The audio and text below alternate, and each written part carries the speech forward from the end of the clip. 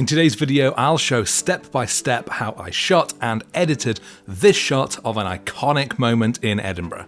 Photos don't become iconic in an instant when you take them. They have to stand the test of time, showing a meaningful snapshot of your subject as it was in that moment. The most iconic photos are the ones that we look back on in years or even decades later and find even more meaning in that shot because of that passage of time. I'm certainly not saying that the image I've captured here is going to be iconic, but the moment I was capturing certainly was. It was the Scottish coronation of King Charles III, and I'm certainly not going to go into the politics of the monarchy or its role in Scotland, but there's no question that this was a historic moment, and I knew that it was one that I wanted to capture. But to properly photograph an iconic moment like that does take some planning. There are various parades and other things going on throughout the city during the day, but I knew that in the afternoon there was going to be a fly past of the Red Arrows, Britain's Royal Air Force display team. So I headed to a viewpoint that I knew would give me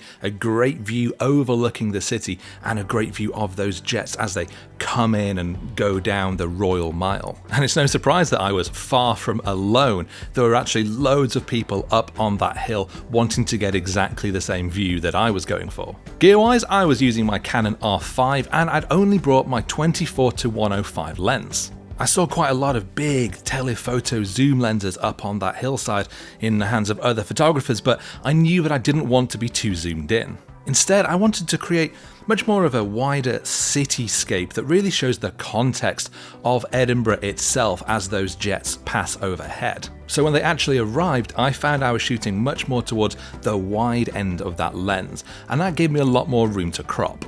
I knew as well that this moment would last for seconds and it would only happen the once. So I didn't want to risk losing out on any shots by being too restrictive with the zoom. That also meant using fast burst mode and tracking autofocus so I can keep on shooting as those planes passed overhead. The weather was pretty mixed with a lot of cloud but still quite a bright sky, so I used a fast shutter speed of 1/1600th of a second.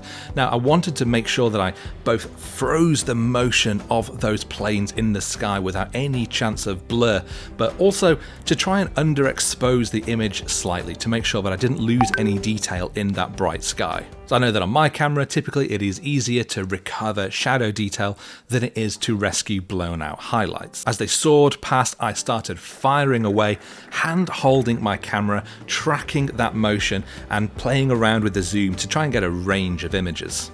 And that brings me to this shot, which is my favourite of the bunch. I'm really pleased with the wider context of the whole city that you get here, while still filling the frame with the jets and those colourful smoke trails. So here's a shot in Lightroom, and to be honest, most of my edits these days are done in regular Lightroom like this rather than Lightroom Classic. This is after I've done my edits, but if we take a look at the straight out of camera version, you can see that it is a little bit different. Now, one of the big things is, of course, that crop. As I say, I wanted to make sure that I captured everything that I needed in this image and can then kind of adjust my crop later, whereas if I'd have shot too close up, there's nothing I can do. I can't recrop wider later. So actually in this instance, what I would do is firstly straighten the image up because weirdly it's on a bit of a slant. I think that looks about fine.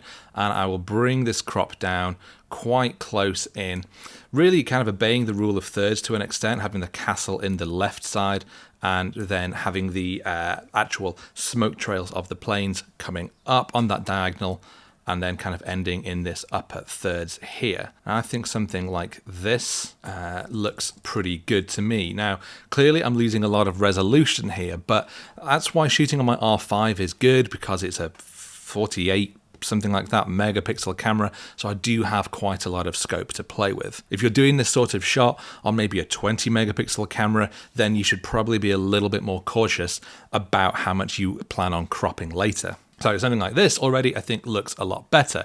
We've also got this bird which did fly right in front of my lens during it. Now sometimes I wouldn't bother taking things out of an image, but here it's just chance that this bird flew past. It isn't a permanent part of my image, so I really have no problem at all in just doing that. And then Lightroom will do the rest. Bring that feather down a little. And there we go. It's like it was never there. So let's actually take a look at doing some of the edits on this. I'm not going to get it exactly as it was on the other one, but we can probably get it quite close. First of all, I'm going to warm it up a little bit because I was at auto white balance and it had gone quite on the cold side, let's say. So I'm going to warm it back up first of all. I'm going to bring up those shadows because the actual city is looking a little bit dim, maybe a little bit more. Probably tone down those highlights ever so slightly. But a lot of my exposure work I'm actually probably going to do with local adjustments, but I'll come back to that later because first of all I want to go down into the color mixer. And straight away I can see that up here, the sky, the blue is looking really quite purple. So I'm going to get that blue, I'm going to bring it down and make it much more of a realistic sort of, well, a real blue rather than a purpley blue. Maybe darken it down to kind of help separate the sky from the clouds a touch. And I think that's probably all I want to do with the blue channel. I'll grab the purple though, drag that hue into the blues. Is that making any difference? I don't think it's making a lot, but still, any kind of purples left in the sky, I wanted to make sure that they are blue rather than purple. These reds are looking a little pink, so I'm actually just going to grab that red channel, move it slightly more into the oranges. I'm also going to up that saturation quite a bit on the red to really help that streak of red smoke stand out in the way that the blue stands out. And I think that's looking good. I want to grab those yellows because in the town, on the brickwork, it's looking very kind of green to me. So I'm bringing that hue down towards the oranges just a little bit and maybe slightly upping that luminance. So if we just turn off the channel mixer and back on again, you can see that is making a lot of difference to our photo. That's looking really good. Maybe there's some oranges that I can just sort of slightly lift in the city. There is a little bit. Overall, I'm going to increase the vibrance plus 10 because it is a very colorful, powerful shot. So we want that vibrance in the scene. I might even up those whites a little bit. That's just going to help add a little pop of contrast. Before it's quite dull, it's a very cold shot. We've got that bird in place. Now we've brought out something that looks much more lifelike, much more vibrant. So I'm going to move on to our local adjustments using masks. So I'm going to bring in a linear gradient first of all on this sky, slightly bringing down those highlights, but I'm also going to up that contrast. I'm also here going to apply quite a bit of clarity because as we sort of, if I pulse that up and down, you can see how much detail is bringing out in those clouds. It's bringing out in the smoke. You don't want to go too far because it does start to look quite crunchy and a bit odd, but I definitely think we can push this to something like plus 30 something. If we just turn that off and on, it's adding a lovely crispness that I really like. Might even fiddle with the dehaze, but no, it goes a little bit too much there. So I'm going to leave dehaze where it was, right in the middle. Just that touch of clarity I think is nice. Maybe a spot of whites, and yeah, maybe kind of controlling those highlights a bit more. But having done that, I'm actually going to go back into the color channel, go back to that blue, and I'm going to increase that luminance again. Because we've darkened it down before and then we've done these selective edits, it's made that bit of a sky look a little bit too dark as far as I'm concerned. So I'm just sort of going back and adjusting here and there. If anything, I'm actually raising it slightly because of how much that other filter has darkened it down.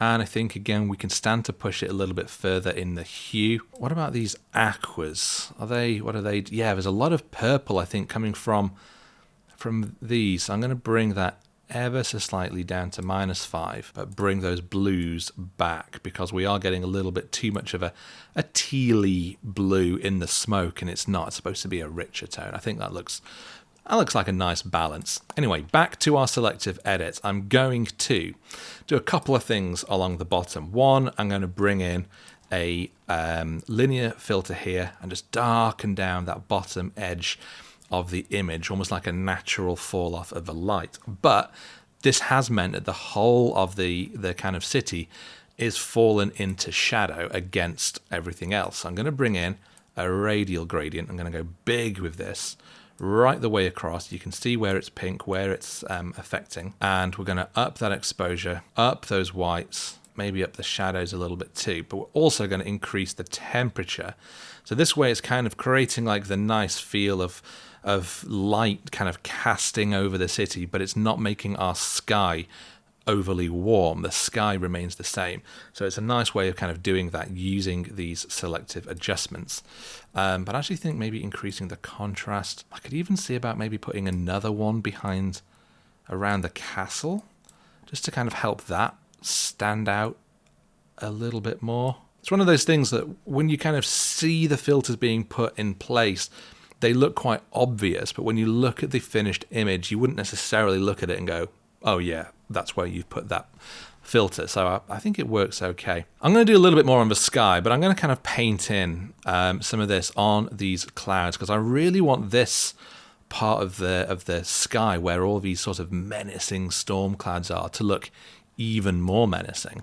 So I'm going to put that in and then bring down the shadows, maybe bring down the exposure. But I haven't painted over where the planes are, because what I'm essentially trying to create is like this sort of pocket of light that they're going through, which is sort of naturally there. You can see how the light is hitting the smoke. So I'm trying not to undo that too much. But something like this, I think that's looking pretty cool. And then I could even go in, add another radial gradient, this time over the planes, upping those whites, maybe those highlights just a touch as well, something like this. So now if we just go and turn off all of our selective adjustments, you can see the huge difference that has made on the image. Those clouds, we've not made menacing clouds that were not menacing. We've literally emphasized that darkness, that moodiness from those storm clouds. And on the city, we've just sort of emphasized the light that's coming in. Because I'd underexposed the image in camera, it did mean that we had to do a little bit of rescuing down here. And I think it's looking okay. So I think this is looking pretty good. And again, if we go before and after, you can see just how much impact our edits have got now. We've warmed the scene up.